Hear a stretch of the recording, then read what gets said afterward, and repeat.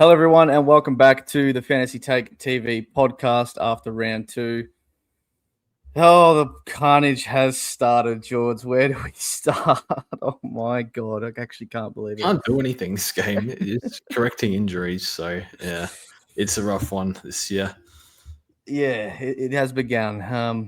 It was looking all right round one. Got off to a normal start, but it's hit us like a ton of bricks, mate. And look, most people are in a similar boat, right? A lot of popular players, but it's like 20 hamstrings or something so far this season, like from preseason till now. Players that have had like at least a test for a hammy, or obviously there's been a lot now that are out for quite a while. Rosie being the head of that with a surgery required. But let's recap last week, mate. Good one for you. Surprised you didn't pull out the X-Gon give it to you off the top.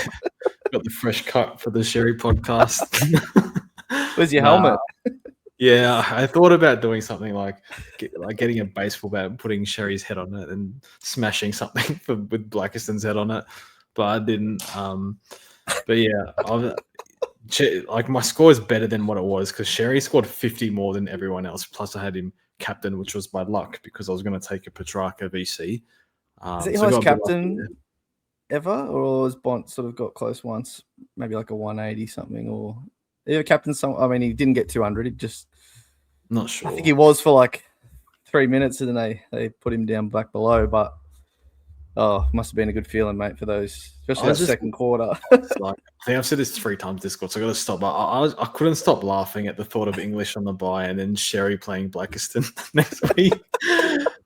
Plus, I had him captain by luck. So, yeah, I've never seen so many. Like, we're all like, even I preach, because I've done it in the past, paying 700 for players. I've never seen so many people fold and pay 700 straight up, like not even thinking twice this week.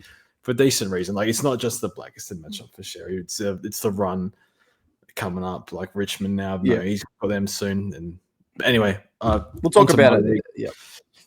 Yeah. 1962 for me, rank 10K into 1.2K. It's a nice rank at this point of the year, but it's still 50 points away from like rank 3 or 4K or 100 points away from maybe 10K. So it's nothing. Yep. So MVP, have to give it to Big X, obviously. And then I'm giving it to Nando. I'm not enjoying this pick. Needed a bit more to cash in on this nice matchup. Bit worried about this Tholstrup tag after the bye and then potentially James Jordan tag. And I was actually going to sell him if I didn't have this many injuries to Houston, banked 100K. Just on the fact that of the tags potentially. And yeah, I just ride it now like nothing I can do. If he gets tagged is what it is. Take it and hope for the bounce back.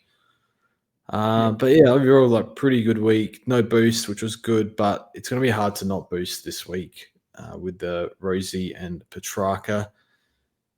But yeah, it's like I'm fortunate, probably you as well. We didn't pick too many mid prices because a lot of them failed. So a lot of people kind of stuck with these sort of players, like whether it's McKercher or Bergman or whatever. So fortunately, we're not stuck with them, but we still can't really progress the team. It's just fixing injuries rather than getting players. Doing what you want. Yeah, doing what you want to be doing. Right. But anyway, how did you go? You're right. Just quickly on that mid-pricer thing, like I'm sure a lot of people would be planning to turf, a couple of those failed ones, which is like fine. Like you pick them, you can have a go, and you're able to in SuperCoach. No one moves price till. Well, obviously, some teams did this week, but you're able to turf them and not take too much of a hit. Obviously, just trade down, maybe get a rookie and maybe turn one into a discount premium or something that's looking good. But with these injuries, it's like people are looking at trades and carrying. Like we're already carrying cash from last week with bloody Errol and Young, and now it's this week. It's 2 more actual like. Well, I guess Errol was hoping to be a premium, but. Yeah, another couple 550K plus sort of premiums, and it's like cash is everywhere. I've seen people with million in the bank type of thing. It's like you want to spend it, but this is the time of year to grab the rookies. So look, we'll talk about that further. Decent week. 1793. I went up like 3,000 or 4,000 spots to 28,000. So yeah, as you said, just still start of the year. I think my total score was like what is it, 4,077, something like that. Like, I think you're a couple hundred points ahead of me. Obviously, big X, big reason for that. But Yeah. MVP has to go to Worrell. Your man Worrell, mate. At half time, I'm going, he's on 40. You got to claim him now. He's man. Yeah. I did stick fat and pick him. Obviously, he's a bit of a doubt this week, but he's got to be the MVP because he was a doubt in that game on 43 at halftime, and hadn't seen him for 10 minutes before the half, and I'm thinking, oh, great.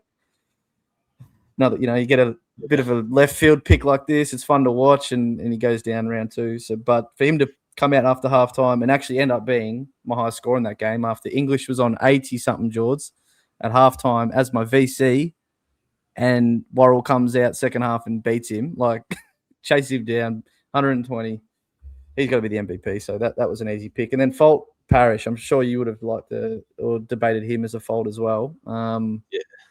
And it's not just him, right? It's the collection of that jumper he wears, right? I don't want any Essendon Pellies in my team anymore, and it's round 2. Like, I'm sure a lot of Blackiston owners feel the same way, but my fantasy team is Caldwell, Parrish, and Blackiston, and it's just like, just give me something. Caldwell missed a handball and then tackled. I saw that. I'm like, I'll take it. Like, any points we can take from these boys. I think collectively they're scoring like 1,300 fantasy, which is like historical low. So, like, hopefully that club can get it together. But geez, not Brad Scott's like, he's conceding already. It's round 2 in press conferences. Insane.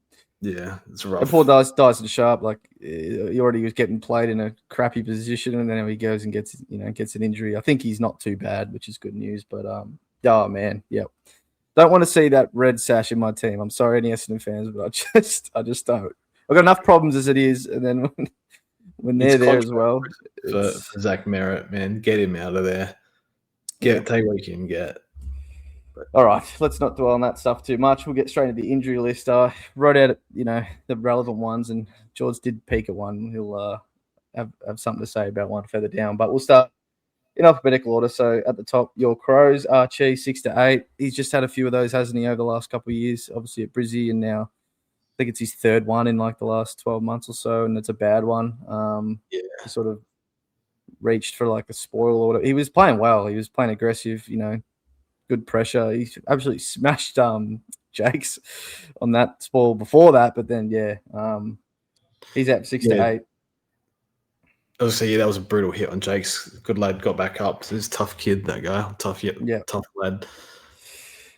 Led as well. It was weird. He was like off in the first, back on, off. Now he's out for 1 to 2. They're saying not going to risk. He's obviously getting on a bit, so that makes sense. Played a bit safe with him.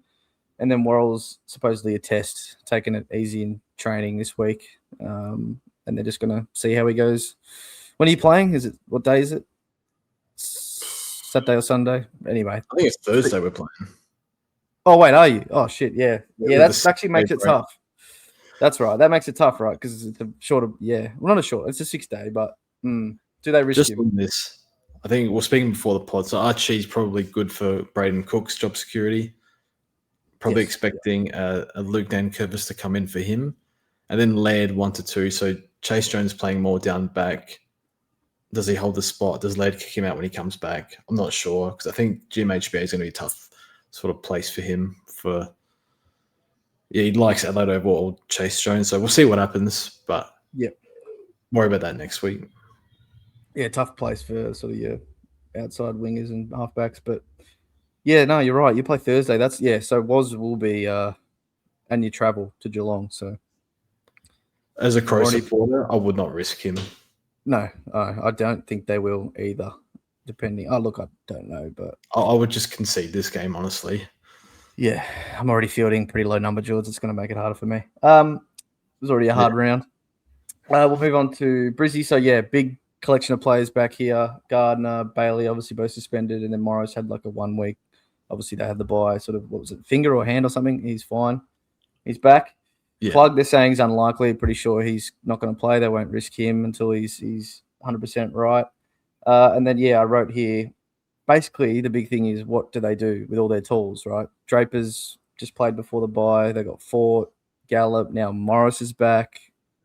Gardner's back. So it's like ZZ, probably the one a few people own, like myself. I think you do too.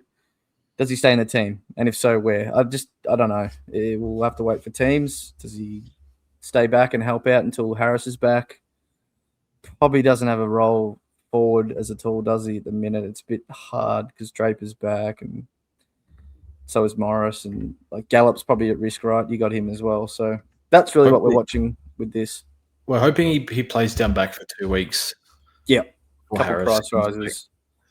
Yeah. That's I'm about nervous all on Gallup owner as well, so I'm a bit nervous there. Yeah. Oscar Allen wasn't much good, to be honest, but they're probably just going to play him. Yeah, they'll play him. Carlton got a couple soldiers back, Nick Newman and Sard, so a couple of half back for them. And Cher's a test, so he's already looking like he's not too far away. Interested to see what they do with the midfield mix, but yeah, obviously your mainstays should stay in there. But yeah, maybe your Lord and stuff may not get midfield time. Cher's a weird one. Anyway, we'll move on. Howe and Moore are back, or Test. I think most likely they'll be back for Collingwood. They've sort of played that safe with those two boys at the start of the year, and I think they'll be right for Friday night they play. Essendon, so Redmond 6 to 8. I put a question mark for Farrow. I think some might think he debuts in the near future. May not be this week, but at some point. Played right in the VFL last week. Ridley's playing VFL, so they're bringing him back through the VFL. I read that. That might be just a week, and then he's back in. So does that affect Farrow? I'm not sure. We wouldn't go Kondo. Then Kondo's probably not safe, for that. He was not bad. Yep.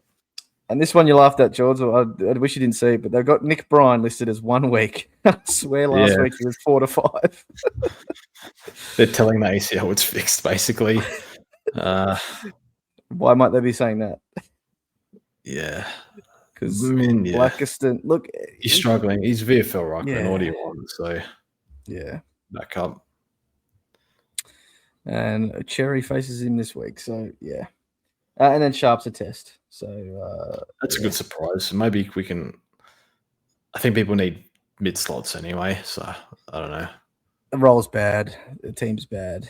He's playing half forward and wing. Nah. Yep. Find a trade him if you want. Geelong Dangers 1 to 2. Warple's a test. I don't think there's too much relevant for SuperCoach here, but Track and Rail are both listed as 4 to 6 officially. And then I read Michael Whiting said that Track will miss minimum 3 games, which I guess is 4 weeks because they've got the bye, right? So he's saying that he'll miss at least 4 weeks, which is 3 games. And then, whether it's 5 or 6 will just be how he's going, how he's tracking. Yeah. So early thoughts on that, George? Like a definite trade, even if you just hold him for 1 week and then trade, or does it get a bit tricky? If it's out to 6, it's going to hurt a bit too much. I'm trading. It was 3 to 4, including the buy. I think I would have held. Yeah, but you don't know, right? It could push out. Yeah, I think people are struggling on this buy anyway. If they got Dogs or Swans or whoever, Hawks or yeah. You could use his cash too well to turn into a premium. It's a lot of points over that period. Yeah. Few returns for GWS or possible. Bedford, Daniels, and Cadman are all tests. So I hope Gothard stays in, but that maybe if he does stay in with those, that's what I think he should. So I'm still tempted to get him after a rise, but I like him. I don't think I will. But what does that mean? Maybe like a Delana and I don't know. They'll probably maybe swing the axe a little bit with some other guys. I'm not sure. Probably, I don't think. Obviously, not too impressed with how they've started the year. Obviously, there's a couple of excuses, but maybe a few changes there for those guys coming back. North have a few that are fit and available. Whether they play or not, obviously, is another thing. Wardlaw, you think if he's fit, obviously, would play. Hardiman and Aiden Core. So, I mean, Core probably just replaces Logue. Like, they probably just because Logue's now out for 2 to 3. But I think Blemire should stay in. He's played well. That's all that's a worry there, really. Maybe a bit more wing, but we'll see. Port, so Rosie, obviously, they're saying it's going to be surgery. Just depends how bad and how long he's out, but it's going to be a couple months, 2, 3, something like that. Yeah, unfortunately for him. Bergman's 1 to 2 weeks, so obviously this all revolves around Watkins as one of the highest trade-in rookies this week. The quick thoughts before we talk about him later, but I think it's one that you just can't pass up, George. You get a basement price rookie for West Coast into Richmond in the next 2 games. Rosie's out now. Bergman's out for 1 to 2. He got a lot of mid-time after those guys went off in the fourth. Look, it was a lot of complete junk. Like, he had 50 fantasy in the fourth quarter. Like, it was just a lot of uncontested junk around those Essendon Witches hats, but he got the mid-time right. He was getting the CBA. So it's just like, even if that doesn't continue and he just like, they bring in another player, Wines comes in obviously, and they bring in Brody or something, and he still plays that same role he's been playing, I just still think it's too hard to fade that, right? It's too risky. Yeah. That's what I think. I don't have him at the moment. I should get him, but I just got other priorities. I think it's going to be bad news though. But the Tog's in the 60s, and he only got mid-time when Rosie went down. So I think he's going to be a 55 to 60 guy with this Tog and roll. I agree. I think he'll keep playing though. I agree. Unfortunately, it makes it hard. Like, it makes it maybe that matters less when they're playing 2 of the easiest teams to play against as well. That's the kicker in the next 2. And look, it's probably going a bit harsh on West Coast after their weekend, but where Richmond will definitely be one of those with their outs now. And I just don't think you can pass it up, George. I know it might stuff your trades or not do, make you do something else than you want to, but there's a chance he makes 200K, right? And that's a lot of money. Yeah. Also, I'll work something out. You're not doing it, mate. You're doing whatever you want. I got I think lesson. I actually put a segment after this to write learning so far. Cool. We'll get to that after, but no DPP is a learning. So I can't make anything work at the moment. Yeah, it's a good call. All right, we'll finish this off. Richmond, I just put Richmond there because, everyone's injured. So Nank 6 to 8, Lynch 4 to 5. We're stuffed. Like, what we do, I don't know. Lafau's like the face of your club for the next 5 weeks. He is. He has to play number 1 forward, Ruck. Yeah. Look, they could play. I think I would personally play Bolter because he's been pretty shit to start the year. But I know they want to settle him down there for good, right? We signed him a big deal. He should be the centre half back for the next 5 years. But he hasn't been playing great. He can play forward ruck. He's got a bit of a leap. Maybe he's good for the centre bounce or centre thrower, whatever you want to call it. Don't know what they do. I think Jonty Fall comes back from suspension. Gray probably comes in. That's my thinking. Gray can go back.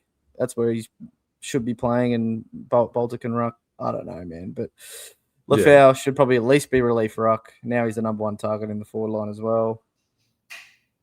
I don't think they should play this rookie off, just chuck him straight in there up against Darcy and Jack. I don't know. It's going to be a bloodbath either way, whatever we do.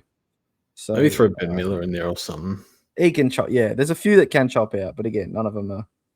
What it does mean is, George, because Brody's out as well, I might get Gibcus back, so there's a small win for me there.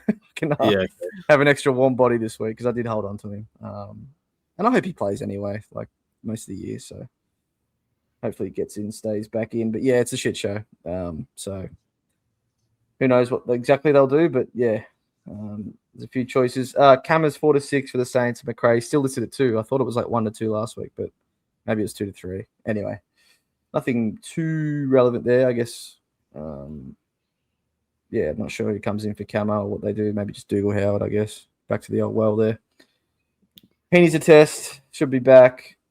And then Milan Murdoch. This one, I don't think West Coast and Free have done their injury news yet because I was refreshing. No, because obviously they're over in the West. But yeah, that one hurt. That was the one that hurt the most when I saw my phone today. Old Milan Murdoch. He was such a joy to watch. So, yeah, that's a pain. And I've already got him in. Went him early. I think it was still the right call. I'd do it over again.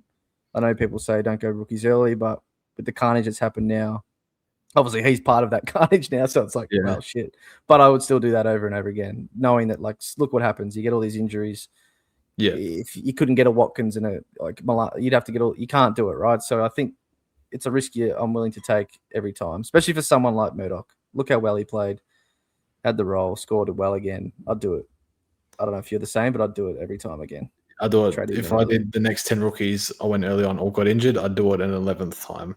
It Yeah. is what it is. It is. If you don't want to play like that, that's fine. Like, Yep. that's all good. With a more risky rookie, it's fair. Like, but he was, from what we saw, well, from what I saw, and it's obviously just an opinion, but that first game, he wasn't leaving that side Yeah. all year. Yeah. And I know, and he's Coach, basement right. rookie, right? All he had to do was stay in the team, and he would have made a lot of money. So Yeah. hopefully we see him back in a few weeks. Libba 2-3, so they're flagging Trelaw could be back. Had 30 in the VFL. Who knows? We'll see what happens with their mid time. Fraser. Yeah, but he's played so well forward, Shorts. I don't know. He may just stay down there the way that first quarter, especially. All right, long way to go through all that, but you want to talk about your learnings and structure, George, that you teased just before? Yeah, I was just going to say, not having DPP anywhere. I grew in the back line. No DPP at all in the mids. Now Rosie's out, so it's just like too many mid slots, not enough mid slots, too many mid players I want, no forwards I want, no defenders I really want. Maybe like Ash after the bye, but maybe Worrell, but now it's like this calf niggle or whatever, so I probably can't go there this week. So I think definitely I'll try and get some DPP into the midfield next year, even if it means taking a lesser rookie, because now it's costing me extra trades. It's hurting pretty badly. So that's Let me pose the question then. If it's, I don't think you want to force rookies. That might be worse for DPP, but would you say if there is no rookies you like with like forward DPP, whatever, do we then consider putting like a Track or a Shees into the midfield? Yeah, maybe. That's what our fix should have been, right? Because there was enough forward rookies we could have picked. That, like, if we did that, have Track or Shees up there, we could have picked a Gothard. Maybe that would have been our next forward rookie off the rank. Like, yeah, that might have been what we should have thought about. I think we're looking at every player individually and then picking them based on that.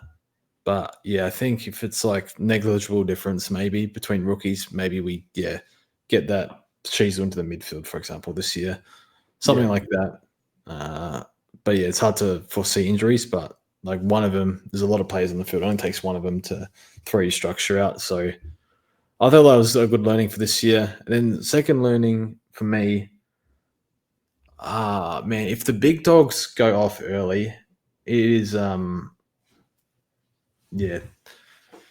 it's hard because like historically we're like, okay, why pay 700k when we can get Bond for 620k? But what if he has a few ceiling games and good fixtures? And now we're just sitting there like my value picks are just going like 5 points over while Bond's scoring 170 and Sherry's scoring 200 and Max is going 140 and Jackson's got like this run and English's got this run. So it's like maybe I just pick the best players and then all that money saved. What did I get? I got a Parrish and a Young who are both going to be out my team by round 3. So this is why I like the guns and rookies, but every year is different. Most prices do fail though. So I think I want more keepers next year. I'm going to load up on more keepers. I don't know if that's the right thing to do, but that's what I want because now I'm structuring for more keepers. I feel like I do this every year, but we'll see. Yeah. At least you held firm with Cherry. Like, I did have Cherry. I did have Bont, round 0. Cherry I probably fell off with earlier. Was happy to sort of just, and I still would have been happy, obviously, maybe if it was just Cherry and McAndrew that I went R1, R2. Obviously, Cherry's gone berserk, so it's whatever. Like, I expected him to go well against Flynn. 200 is obviously not as well as I thought he'd go, but he did. Yeah. Bont's the one that hurts more for me. Look, I know he's 700, but I also said, like, we might be getting the last 1 or 2 years of absolute prime Marcus Bontempelli, and he had a pretty easy run early. And you know what it is, George, as well, and we say it all the time. It's just the captaincy, like, stress-free, right? I know you got a good one this week, but you were probably still stressing all the way up until it started looking good, right? Last game on a Sunday, quarter time, Cherry's on 17. You're going, I hate this game. I hate this game. Nando got concussed. Nando almost got concussed last week. He was my captain, and then Park was my VC. He did his hammy. And you know what you don't stress is when you have a Bont VC on a Friday night and you put the arms over their head and the feet up and he's got another 140, right? It's just, that's part of the pick too. That's part of the 700K. Yeah. So Yeah. I'm flat with myself for that more than Cherry because at least I was. Look, it could be wrong. Like we'll talk about it in a bit. Obviously, could be very wrong with the Rucks. It was just more skepticism. I wasn't so sure, right? And it was more, let's see how it plays out. But with Bont, I was like, I want to pick this guy, and I got scared by 1/4 of forward time because Croft went down and Bont just played 60% forward for 1/4. Like, what? That was never like that's going to happen from time to time, but that doesn't matter. Like, Yeah. that's a really and look, the cash that I went down with got me up to Buderick, and I was like, oh, Buderick, fuck Buderick, give me Bont and another rookie, and I'm chilling. So that's the one I'm pissed off about myself, more than a Cherry, but yeah, that's a learning for sure. Like, and again, hindsight's a lovely thing. We could be sitting here saying Bont scored 100 last week, and it's oh, now he's break evens this and yada yada yada. But yes, Essendon post by Johnson. I'm thinking far out. I can't watch that without him again. It's a good debate whether you pay or not, whether you fold. It's the greatest debate every year, though, isn't it? It's about all the top guys from the year prior. Can they do it again? Yeah. We'll get them cheap. That's the game, right? But yeah, when it's Bont, it's Bont. It's a bit different, I think. But he's motivated. The team's good. He's due for the medal as well. He's due for the medal. He's motivated, dude. They're looking good. I don't know. Yeah. Any more? Oh, that was your main two. No, that was it really. I was going to say we didn't list off our trades that we did last week. Oh, yeah, you go first. Yeah, I did Lindsay to Fonte, which was a waste. He might come back, and then I did Young to Murdoch, which I was happy with, so that's okay. Yeah. We did forget to say that. Yeah. So I did Errol, and I had Errol. You didn't, so he had to go. And had Young, and I had Murdoch in, obviously, and I had Fonte as well until I was sitting on mate's couch with this lightning delay, and I'm like, shit, there's about 5 minutes to go to this game. Like, they're probably going to get the game. It's probably going to happen. But I'm like, yeah, stuff this, whatever, Fonte, I won't get him. Just watch the Tigers lose. Just watch Nate get injured. And looked at the fixture and saw that Jackson has us next week. And I'm like, nah, let me not carry the 600K. Let's get Jackson right now. So I got Luke Jackson in. Didn't watch the game. Didn't watch like both those Saturday games, Arvo and Knight. And just saw Jackson got 113. Obviously, I think like Freo won pretty easy. So, like, happy enough in the end. But obviously, the greater move of that would have been doing it to Cherry instead of Jackson, right? Hindsight's a wonderful thing. And then I probably wouldn't look at Jackson this week. I'll be perfectly honest. If I did Cherry, right, I'd just sit on Cherry in English, back to what I kind of first had way back when in my team. But yeah, look, Jackson has a great matchup this week, and then I'm sure we'll talk about Cherry and the targets in a bit. Well, do you want to do that now? Do you want to quickly talk about the Rucks and what your thoughts are now after a couple rounds or 3 rounds technically? It's the same. I think we all did our ranks at the top 5 Rucks, and I think they're the same. Just what order? Gorn, Cherry, Jackson, Grundy, English. I think there's a clear gap. Darcy Cameron could push as like the clear 6th, but I think they're the clear 5. Yeah, but as this Rucks, the scoring, the rules. Do you have any updated opinion on that? Sherry's still struggling. So when I was deciding my captains, I watched tape on Flynn, and I'm like, this guy can't jump. And Sherry couldn't score at CBAs last week against Vizentini. Couldn't win a hit out. So I was like, he's actually going to score at hit outs this time around. So that's when I was like, okay, he's my last captain. There were going to be times when players can jump and Sherry will struggle at CBAs. So there will be games like that. But there's a lot of ruckmen who aren't good jumpers either. Mm-hmm. Like your Pitney, like Whitney's Witz is tall, but he can't jump either. But yeah, he's got the 10 centimeters on Sherry. So I think it was an overreaction. We'll kind of see what happens. I mean, stoppage points are down a bit. So when Sherry gets the hard matchups, then when he can't fully have his way every single contest, then that'll be interesting to see what happens. But other than that, like I don't have much to add. What do you reckon? Look, I mean, with Cherry specifically, he just grabs it out of the ruck, doesn't he? 20 contested possessions, basically back to back. Like that's what got his score to respectable last week. This week he did that. Plus he got like 17 hit-outs to advantage, and obviously kept tackling and whatnot, and had that massive. I think he took 2 big contested marks in that quarter as well. Like that second quarter is like just, and it was weird, right? Like when people, I don't know, a lot of North fans online, specifically your favorite website, Big Footy, don't like him as much for their own team. So there's what he did wrong was a few times he grabbed it out of the ruck and then got the handball away, but they sort of were prepared for it, so they were able to intercept the handball or spoil this handball. And what just happened is it ended up turning into scores for West Coast. I think it happened 3 times. I think that's what pissed off North fans. But other than that, he did heaps around the ground and like he did so much well. Look, North fans are. They're in a world of hurt. They're looking for a whipping boy. Maybe he's the one. I'm not sure. I mean, Sheasel, I think, should be one as well from the weekend. He probably had 40 of the most useless touches I've ever seen. And that's no knock. I love him, but it wasn't the great. Like, he didn't really have an impact on the game, I'll be honest. But where North lost it, and I heard Simo talking about it this morning, is, look, they smashed contested ball in the clearance. Like, they won the clearances, like all that, right?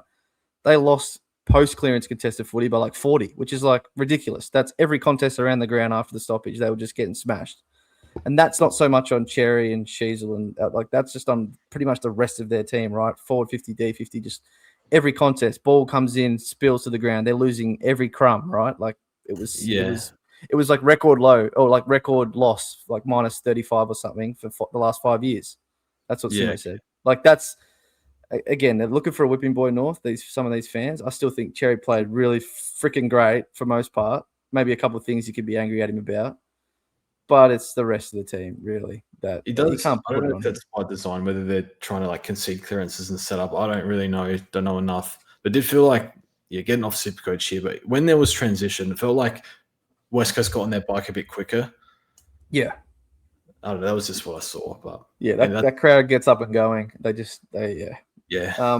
But in relation to the rucks, look, the stats are still true. Like ruck contests are down 10 a game. Hit-outs are down like 5 a game. So stoppage points are down slightly, but I look at hit-outs to advantage and they're still roughly the same, like 10 point something. So obviously centre bounce ones are a lot easier. There's more clear ball out of the centre. And Cherry got a couple of them, had a few nice ones on the weekend, straight to Shees and LDU. So look, I think you're right. The Rucks are still going to score. Like SuperCoach is the 3,300 game, right? It's not fantasy. There's still going to be points handed out. And if he's doing contested footy, tackling, Cherry especially, is still going to score. So, I think just to butt in there, this is what I should have added for learnings. We're in an era, or I don't know, era is the right word, but there are so many mismatches, whether that's in the ruck or the midfield at the moment, where there's a lot of, we look at last year, the amount of floggings there were. It might happen again this year. Like it's good to see like a few teams get a bit better. Like West Coast improving a little bit. Tigers are pretty good last week, or against Carlton. So it's like they won't be every week though. There's still a big gap. Yeah, at the moment. So, and you're right. Ruck's the one usual. Ruck's the one position that matters, right? That matchup matters. It like nothing you can do about it. There's no counterplay, basically. Matters the most. Obviously other positions matter, but matters the most. It's your head-to-head opposition, one dude. It matters. And you're right. There's a lot of pretty pedestrian Rucks. There's not that many elite ones. Anyway, spoke about it for enough.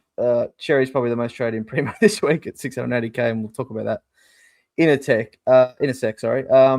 DPP, wanted to flag it a little bit. There's a couple guys that people might be interested in who might be looking to get it. Sorry, Murdoch. That springs to mind now. George, he's probably not getting forward DPP that we were expecting, which is annoying. Won't get it till probably when it won't matter, when he's come back after 2-3, he's made his money, and he won't get it till round 12, and he's done by then maybe. So that's a very annoying. But Took and Horn Francis are the two, right?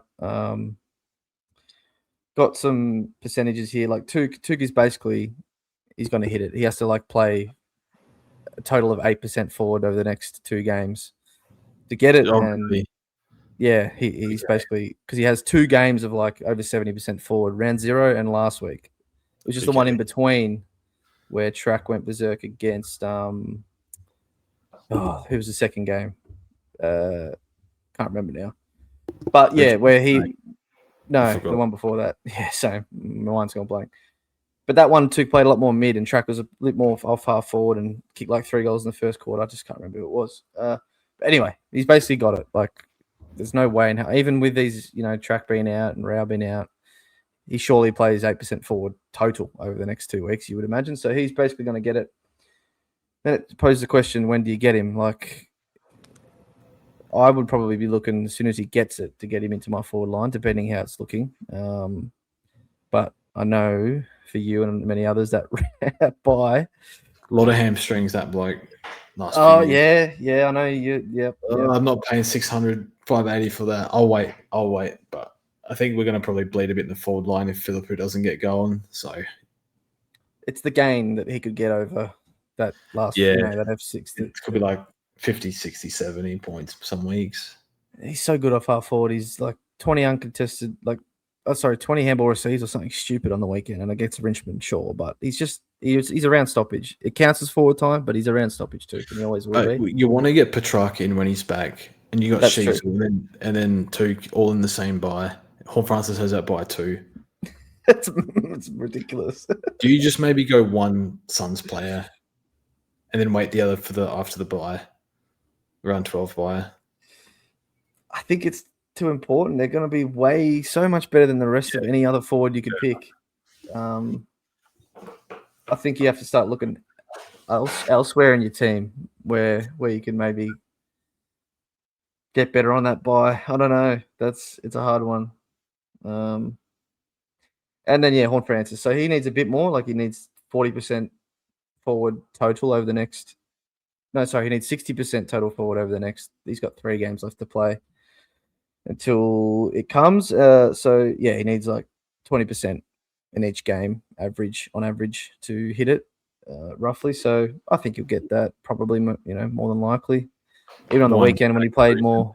Yeah, he'll play a lot of forward this year, I think.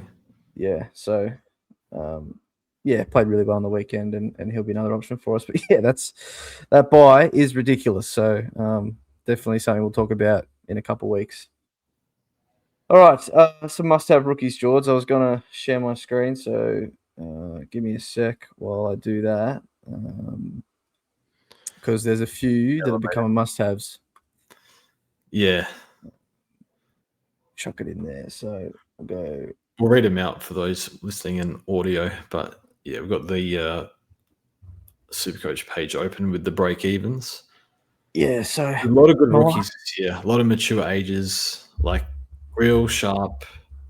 Lindsay got dropped, so probably the best one from the draft is probably Willem, who scored 40 in his first round. But these mature ages just way more ready. It was a weak draft, and then a lot of them playing dead roles as well, like Sharp.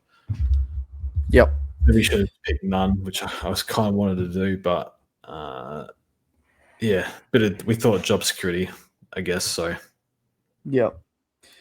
Well, the one at the top, unfortunately, is no longer a must-have for at least a couple more weeks, and that's Milan Murdoch. So, break-even negative 145. The week he is playing, if you don't already have him, of course, you must get. Yeah. Dev Rob, you must get if for some reason you didn't have him.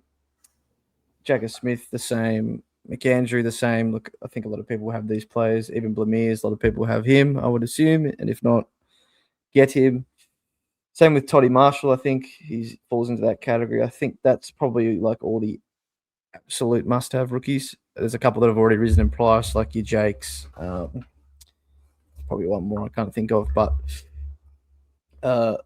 they're probably your absolute 100% must-have rookies, George. And then we sort of get into where we're going to chat now about some potential ones. I think Bruin, obviously, we can mention him, I guess. He's not a rookie, but he's probably as close to a must-have you could have as a mid-price. Don't think he's 100% must-have, but he'd be pretty close. Cook, what's your thoughts, George? A lot of people looking at getting him in. He's the one that had that DPP that would be so handy right now, already having in your team. But what do you think? I think he'll be decent, maybe like 55 to 65, that sort of range. Capable of having a few spike scores, can hit the scoreboard, probably plays a bit more wing than halfback, which he trained in pre-season. Never really been a scorer, so there's that doubt over that. But I think he's a good pick. I wouldn't say must have, Yeah, but no, good to have. no, I wouldn't say must have. Certainly not, and it's probably one I'm not going to trade in. I'll talk about it, but I see some rookies on the horizon that I'm not going to boost for one like Cook. It'd be great to have him in my team, as you know, with the flexibility that give, especially in like trading a track out this week. It would definitely help with that if he was in your midfield. But GMHBA this week, the 90 that he got first up rolls out after this week, and the roll's not the greatest, and he hasn't had a great history of scoring, has he? He's been around for a little bit, and he sort of just scores 45, 50, 55. Like that's where he's at. So Things had a big preseason, judging by the reports I've read.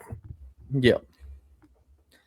I think I'm gonna pass. But again, it's just purely feel.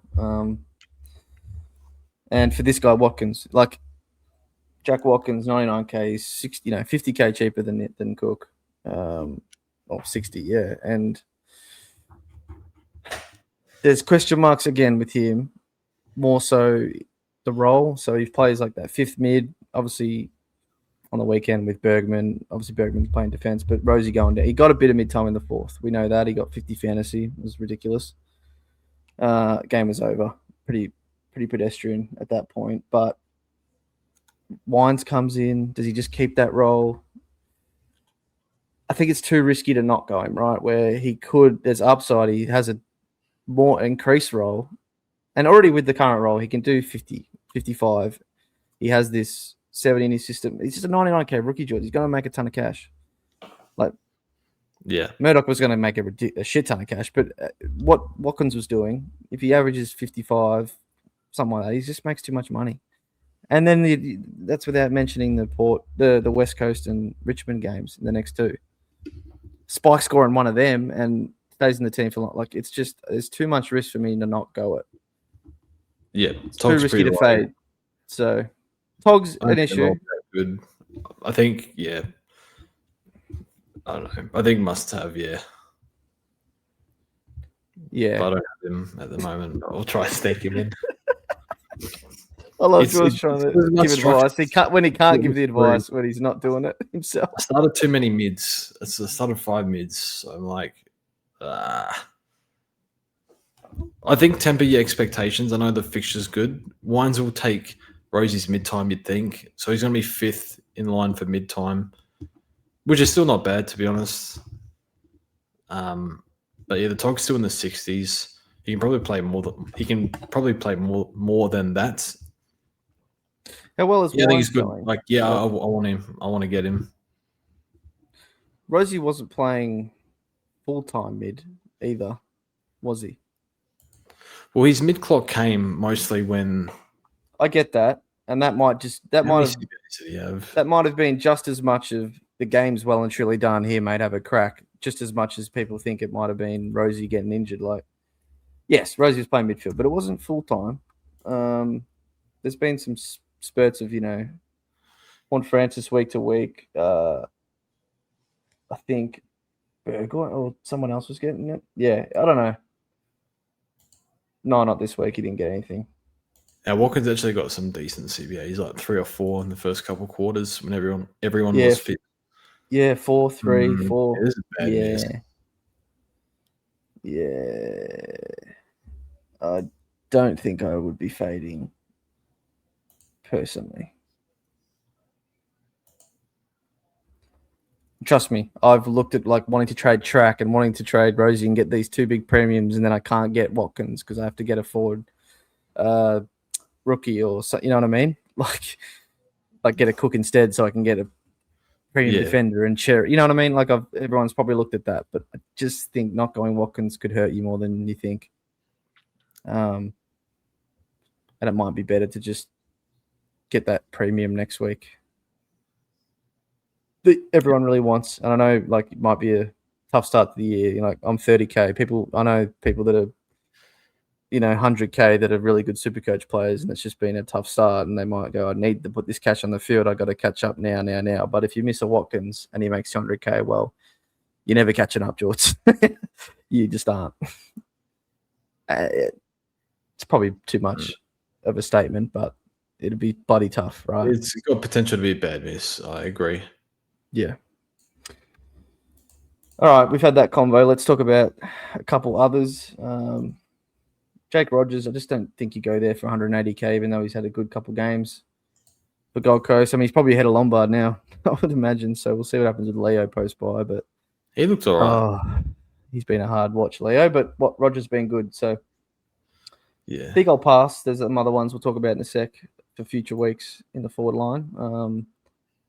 But he's there. Ned Reeves, it's probably one that people aren't probably going to have a spot for now when they're going Cherry and they're going Jackson and McKenzie. Like Ned Reeves, you would go there in any other maybe point of the season or something, but not right now. And it's still it's half the game role, right? It's relying on hit house advantage a lot, and if they don't come, he doesn't do much else. And I think it's an okay play if you want to go. It's an okay play. That Geelong matchup Easter Monday is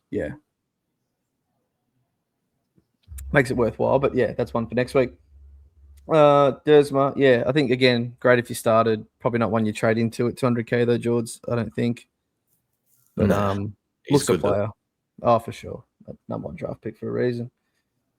ZZ, we sort of spoke about off the top, whether he holds or not. Not one you trade in, and I guess if he's out, you could trade him out if that's your worst rookie or something like that. But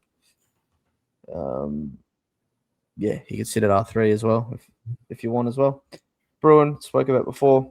Bo Allen, I think again, any other point of the year or a weaker sort of a rookie class, you probably look his way. He looks certainly better than he did in his first year, George, but I don't have him ahead of other ones as options this week. And if you somehow had, Watkins and Cook already or whatnot, and now that you don't need to get Murdoch, I'd definitely look at a Bo Allen. It could be a bit of a point of difference and an extra rookie for you because I think he looks good. Yeah, I'm looking at it this week for structure over Watkins, which I think is bad. But he's playing wing. Togg's pretty high, 78 and 87, which is 20% higher than Watkins. But yeah, it looks okay. I think he'll hold the spot.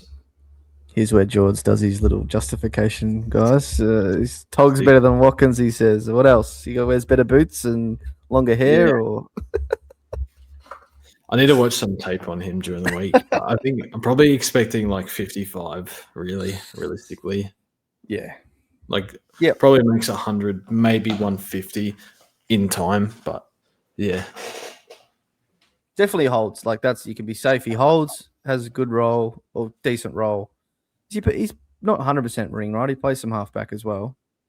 I think when he said he could play anywhere, I think he tagged. I looked when he said this thing about tag, I was like, okay. He was on Took in that Gold Coast game. That's who it was. Track was against West Coast, of course. That's that game we were thinking about. He was following Took, I think, like the first quarter. So following Took like at every stoppage that he'd roll up to. So he was playing half back then, following Took at half forward. But yeah, so that's the thing. You might not know what role Bo plays week to week, which I guess can be a slight downside for him too. Because he's a bit versatile. But yeah, I don't mind him. Jakes, you should have Chase Jones. So yeah, now we're sort of look at ones that are down the line. We'll speak about Gothard first quickly. Yeah, annoying George. I did have him on my bench before the season, but a couple of doubts whether he'd stay in the team. But I didn't as much. I liked him, and I'll be honest, had some sort of a inkling of how well they rated him. Just played a full year in the VFL last year, finished it really well. I think he kicked a stack of goals in sort of the back half of last year in the VFL, and he was just sort of biding his time and looks really good. I didn't see the game just gone on the weekend, but I'm obviously had to have played his best game for the year, I'm assuming, and don't think he's at risk of his position, but we'll see with a few guys coming back this week. Do you go there now, though, at 170? Yeah, Probably I think not. if you don't need the DPP, I think I'm probably going there over Cook, to be honest. The other thing is you miss a price rise because of the round 4 bye. I've got Cook at the moment, but yeah, he'll be good. I can see him getting to like I think 300. it's 300. Yeah, I think he can push more. His DT's been 70 and 80 the last couple of weeks. Harry Himmelberg, that interviewed, said that he's a high half forward. Yeah, it gets up and down a lot. They have a good fixture too. He's third year as well. I thought he was second year. He's been in the system, 3 now. Wasn't he injured fully first year maybe, and then last year played full year VFL, and then now cracked into the ASL team. They got Richmond post bye. Oh, it's tempting. But I can't do it over a Watkins or whatnot. And do you do him for a boost? When you're right, you've already missed the first price rise he's got, and then you miss a rise with the buy. So he's like, it's a double like, yeah. All right. Anyone else you want to talk about that's sort of on the bubble or already risen for this week? Duff Tyler. Duff Tyler, yeah. Great game. Looks a talent. Don't kick yourself that you didn't start him, and I probably still wouldn't be picking him because he's a first-year key. Like, that's not something for 190K as well. That's not something you'll really go near, but he did look bloody good. Below his knees, like, looks ridiculously talented. So, look. Yeah. I doubt he goes anywhere near that score probably for the rest of the entire year, but I could be wrong. He played really, really well, but I wouldn't probably go there. Grill's on the bubble too, George. Is that one you just probably don't go? No, if you don't have him. 170. Yeah. I got not much more to say on him, but I was fearful of that stuff. Shorty waxing it, Banks. He doesn't wax, bro. No, we got to get the ball in his hands more, and it's on the others. It's on the others, man. So I hope we do, but yeah, I was fearful of that. Week to week, but I still think he's got some cash in him. He could have a spike score again, so we'll see. All right, George, any others before we talk about your Chase and your Sherry and your? Should we leave those guys for next week?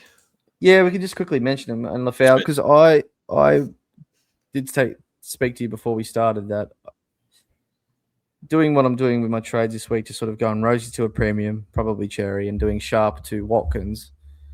Now that I'm not going to trade, get that other premium or boost probably for another premium, I might not boost at all. But looking at the further crop next week, so yeah, Chase Jones, Lafau, Scary, you can't get them all in next week. Well, you can boost for all three, but a lot of people are carrying money, George, and they're going to do it again for another week. I doubt it. So do I forgo like a Cook who I don't like as much? Who else we talked about? Gothard then or whatever, who's already risen, Bo Allen, whatever. And do I boost for Lafau, who I think is going to be like I was starting him this year and until he did what he did, and do it that way, boost for a rookie like that, so I can still get Chase Jones and Scary next week whilst getting another premium from track. That's my sort of thought process. So do you actually have an opinion on those rookies, or I know they're for next week, but Lafau safe. Not sure on the scoring power. Like, what's he going to average? I think he'd do 60s. Yeah. Okay. Scary. Sorry if I said that wrong. I don't know much about. The scoring wasn't that great in VFL. And then Jones has the most scoring power for sure. But when Laird comes back, does he stay? I don't know. Jones, this is 2023, so gone back a while now, but that was his best year before. He had a couple injuries. He averaged like 85 at Adelaide Oval, and then after this week at GMHBA, the next 3 at Adelaide Oval, I think there's a chance he makes good cash. I think he scored 80-something last week. So I'm like half looking at him, but I don't really know. Like, his good is okay. His bad is like get him out of the team. So, yeah, I'm not sure. Need another week to decide on that. But I think at least one of them should be okay. Yeah. Yep. I mean, Lafau got to almost 300k in his first year till he got injured. So did like 50s, 55, 60. Then he had that spike score. He had a ton against West Coast, which sort of kick-started his cash, which obviously, yeah, it's hard to predict. But he's going to basically have to be a number one forward.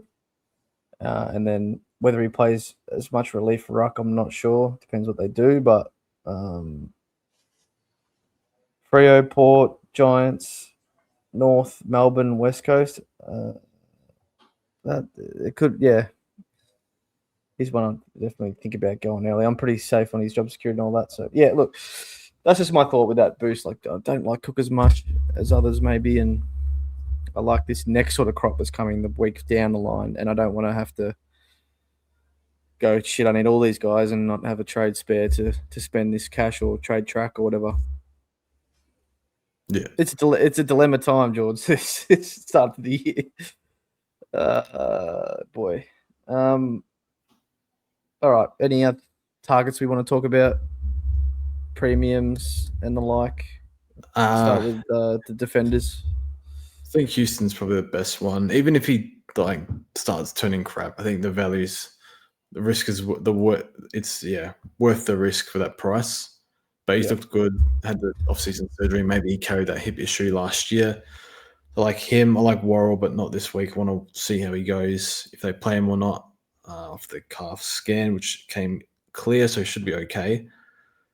And then like Zorko's there. I think, yeah, gotta respect it. 37, cooking still, but I just can't go there. Like, sort of only averaged 100 last year. Has a few down games.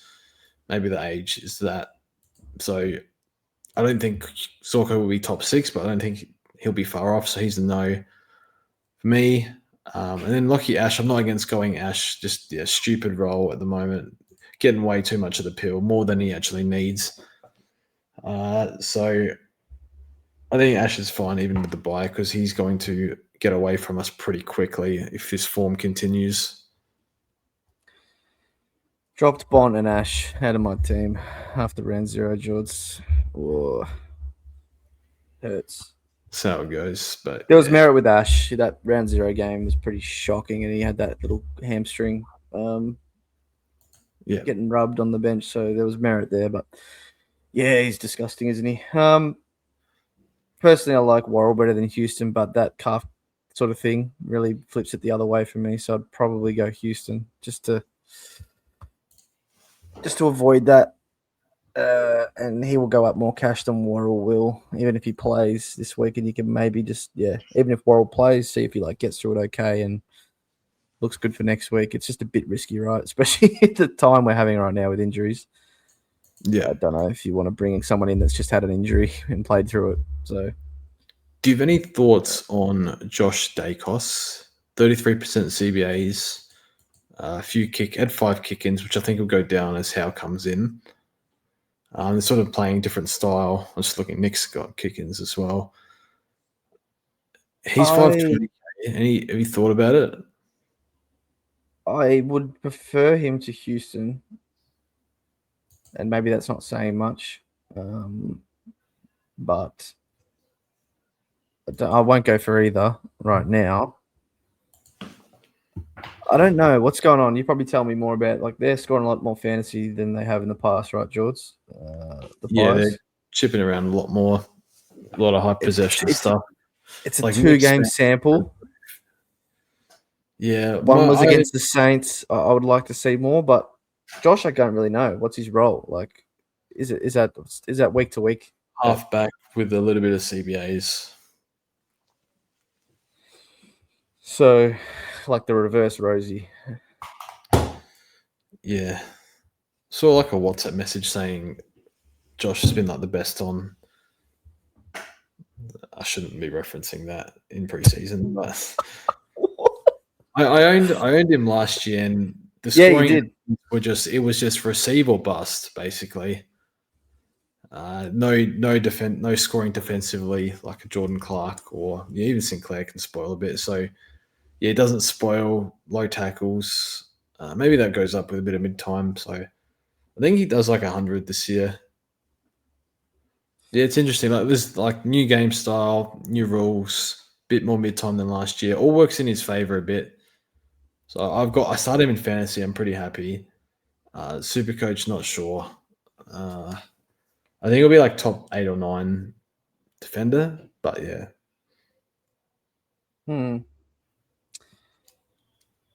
It reminded me of our man that had the stats about these opportunities last week that I was talking about. Josh is up there. Like he's like Dacos, his brother's first, but Josh is like 6 or 7. yeah, So yeah, like I know you said receive or bust, but that's probably how he gets most of his balls. Houston's up there too. Jaden Short, oh boy, he's just junking it up this year. I don't know, Jaws. I think I'll avoid both for now. I got other shit to deal with, but no, Houston, interesting. yeah, bigger priorities, George. If I see it for one more week, I'm happy to jump on it. 480k, whatever it'll be. Yeah, Used to love him. Lost a lot of bit of trust with him over the years. Houston. yeah. Never been a massive accumulator either. So he's got to be on board with his kick. But like, obviously, it's looking different this year. But he's got to be on board with his kicking. It's got to be. It usually was like a lot of forward half. He wasn't like a chipper. Wasn't never been a little, like guller. guy. Yeah, gull, like real gulling. He hasn't really ever done a lot of that. Like he does from time to time, but not to the level that we've seen so far this year. And I guess if they're Howe and Moore back too, I'd like to see. They do love a bit of gulling too. I'm not sure, but they have said everything right. We want to get the ball in his hands. We want to do this, want to do that, and they're doing it. Yeah, one more week I'll have a look. Who else you got? You spoke all the defenders. I guess in the future, we're looking at like Nas, and if you don't like Ash now, you look at him after the bye. Whitfield, I have faith will bounce back a bit soon. Whitfield's there as well. Sicily off the bye next week, maybe if you're interested. Midfielders, Stakos, if you don't have him, did start him for some reason, get him in. Correct. Then Holmes got a lot of traction. I don't know if it's probably very arrogant for me to say I started that last week when I was sucking him off, but a lot of people are very interested in Max now, and he may not be like much of a point of difference I was hoping for, and I'm not even going him. I don't think so. I definitely want him in my team by that West Coast game, round 6, I think it is. But I think I got too much to deal with at the minute, or is it round 5? Yeah, round 5. The mid slots are a big thing. I mean, Murdoch now, obviously, he's sitting on our bench for a bit. Maybe that opens up a mid slot, but yeah, it was hard to get him in while benching Blamiras and Murdoch, and just didn't seem right. So maybe now with Murdoch out, you could justify it. So I really like him. For some reason I see LDU on this list, George. When did you sneak that one in? No, you watch me type it. I think. Stop outing me. It's craft, you dickhead. Yeah, I think now you got a few more options with Nick and Holmes off the ball. I think you could probably pass, but you probably wanted him for the first 2 early fixtures. Yeah, looking all right. LDU, gets hot, and then where is he? And gets hot again, and then where is he? So it's a bit of a roller coaster, but as the support channel for the price. The channel there.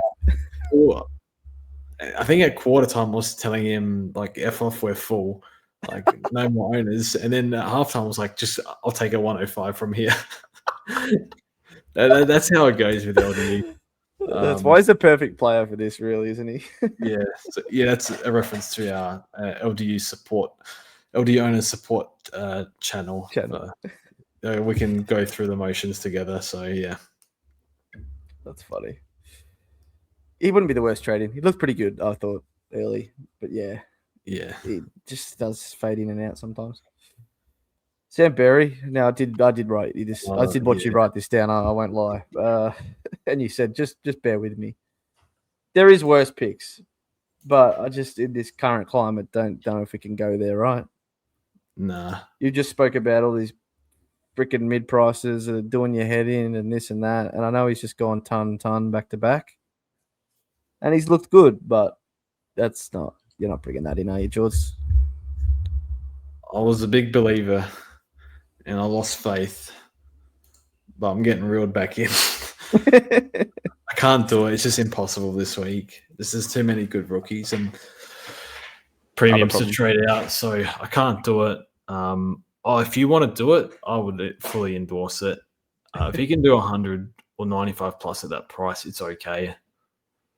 I don't think you can, it's not going to hurt you if you, I don't know. I feel like it's, you're starting to fulfill some of that potential, I think. Looking all right. Basically clear M2 behind Dawson now, very clearly. That's what I was going to ask you that mid-mix. Right. Is that? Yeah, because over the years it's been where you go and ranking, but now he's M2 in the team. And you could say that's set in stone, or is it still something that's in flux? Like it might, ranking just got back, and I doubt it changes.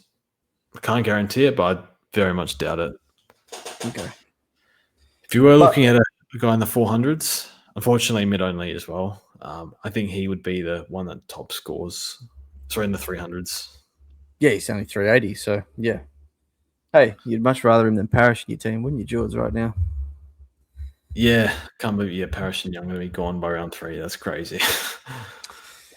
And then we've mentioned Bruin plenty of times, so get him if you don't have him. I think he's probably number one priority for not having. That's not a rookie. Cherry and Jackson, I mean, we'll speak about it quickly. I think most people by now, especially in our Discord, I don't know, ones that play SuperCoach tentatively know what's coming up for Jackson and Cherry. Jackson's got the Ruckmanless Tigers this week into... Would you still go there, though? No. After they reported he's got a quad cork or something. Was it a quad?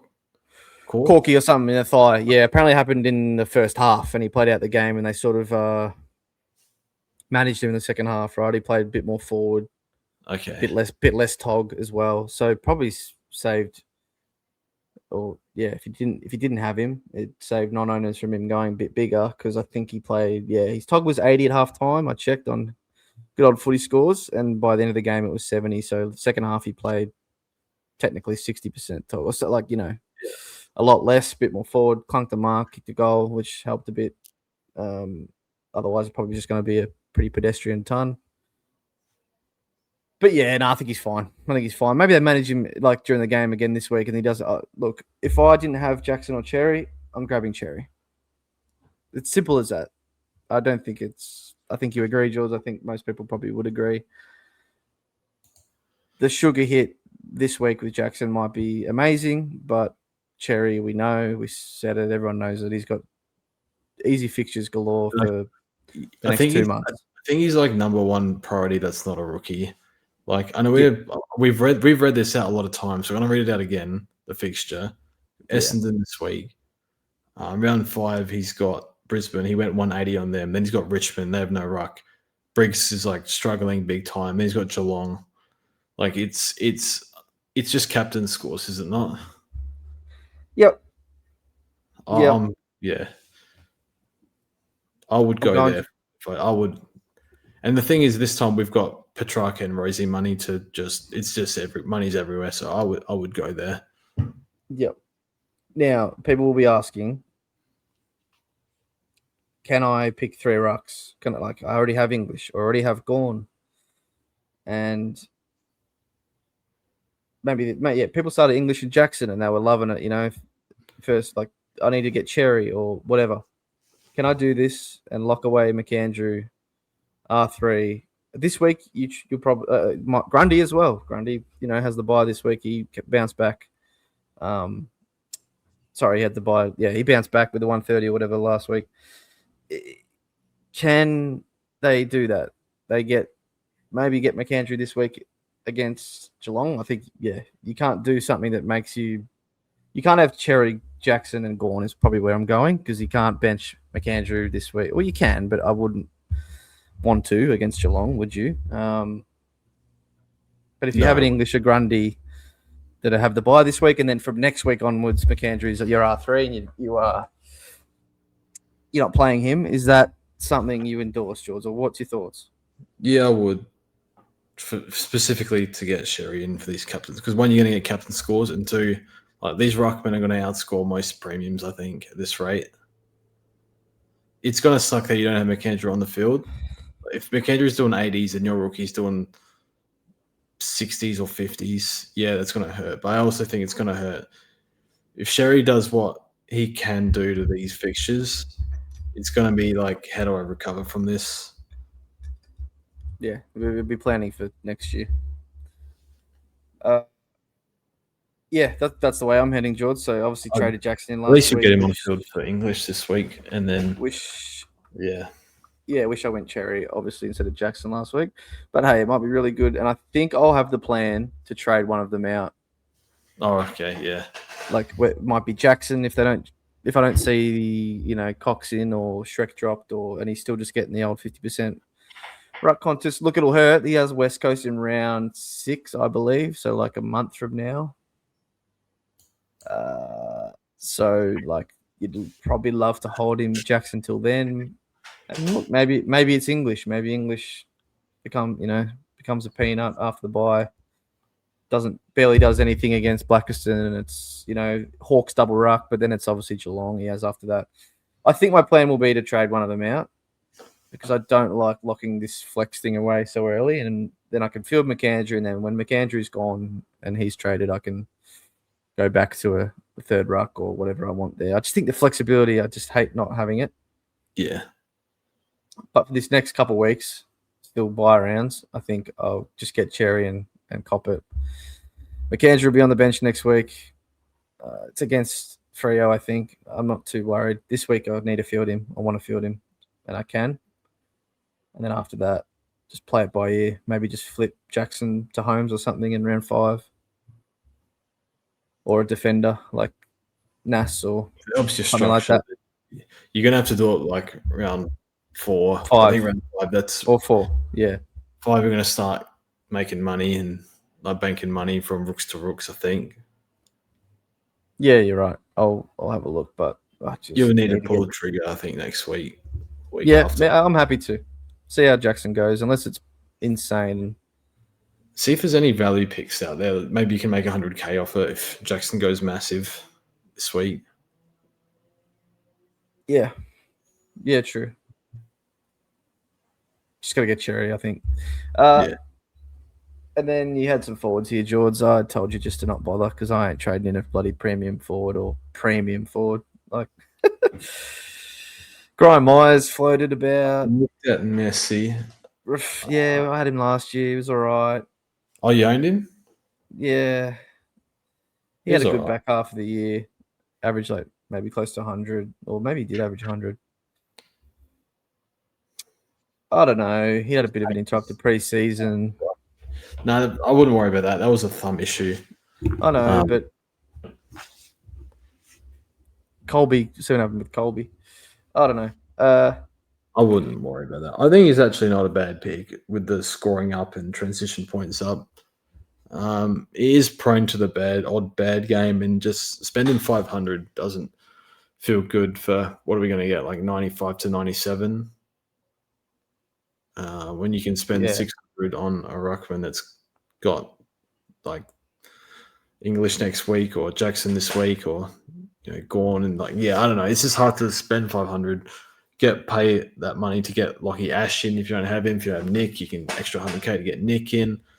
So it's just like it's not ideal. Do you want Graham Myers to be one of your 12 or 13 premiums early in the season, or do you want it just to be someone else? Really. I think he's an okay pick though. I don't think he's a bad pick. I think he's fine. I'll just pick him up later if he's see what DPPs happen. I get it. I'd rather go a cheaper one, honestly.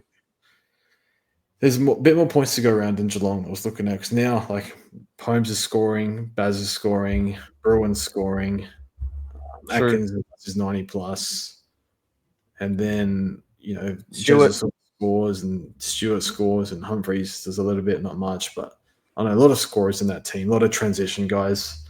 I don't know if there's enough ball to go around, especially with like Bruin. There's probably the one game, Yep. probably at 25 a game, but yeah, it's a bit of a tricky one. I think we leave it. Like, fielding Cook feels a little bit bad though. I think I'm okay fielding him at Adelaide Oval though next year. that's why I think knowing Took will get it, I'll get Took in to sort of sit in track spot for a bit. Yeah, okay. Field your Flanders, field your Marshall, Dev Rob. Happy with those 5. It's probably that 6th spot that is like should be Philippou. It should be, but obviously he's had his troubles. This is where Gothard would be good. I think Gothard's fieldable. Yeah, I know there's 240s in there, but I think I watched those games. I thought one of them he just had a few clangers, and the other game just squandered opportunities. I think he's grown, and 70 and 80 DT the last 2. Like I really like him. I can't keep dwelling on it, but yeah, I think he's a good pick. Yeah. Anyway. Yep. Cool. All right, we'll move on. We'll get to. Oh yeah, we've basically spoken about that. We want to look at Nas and Witt post buy and Ash if you don't have him, and the 3 doggies players: Bond, English, Ed Richards. They got bloody Essendon after that, and decent run. So yeah, there's some future targets that we've got there. All right, we've rambled enough, George. Let's finish it off. What's your early thoughts of captaincy for this week?